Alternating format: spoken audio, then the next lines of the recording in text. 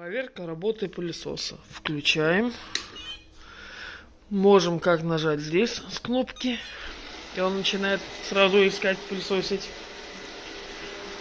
Можем так остановить. Или же можно включить и управлять с помощью пульта. Все, он едет, пылесосит. Если видит препятствие, то останавливается. И также можно с пульта остановить. Все.